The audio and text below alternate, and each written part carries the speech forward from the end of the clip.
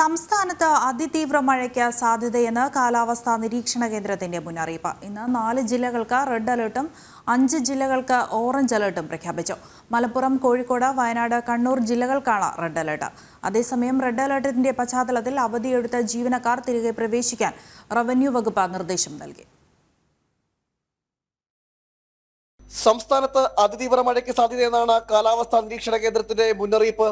ഇന്ന് 4 ജില്ലകൾക്ക് red alert പ്രഖ്യാപിച്ചു. മലപ്പുറം, കോഴിക്കോട്, വയനാട്, കണ്ണൂർ ജില്ലകൾക്കാണ് അതിതീവ്ര മഴ മുന്നറിയിപ്പ്. എറണാകുളം, ഇടുക്കി, തൃശൂർ, പാലക്കാട്, കാസർഗോഡ് എന്നീ 5 ജില്ലകൾക്ക് ഓറഞ്ച് അലർട്ടും പ്രഖ്യാപിച്ചു. പത്തനംതിട്ട, ആലപ്പുഴ, കോട്ടയം ജില്ലകൾക്കാണ് യെല്ലോ അലർട്ട്. ഫെയ്ഞ്ചൽ ചുഴലിക്കാറ്റിന്റെ പ്രഭാവത്തിലാണ് മഴ കനക്കുന്നത്. അതിതീവ്ര മഴയുടെ പശ്ചാത്തലത്തിൽ മലവെള്ളപ്പാച്ചിലിനും മിന്നൽ പ്രളയത്തിനും സാധ്യതയുണ്ടെന്നും ദുരന്ത നിവാരണ അതോറിറ്റി മുന്നറിയിപ്പ് നൽകി.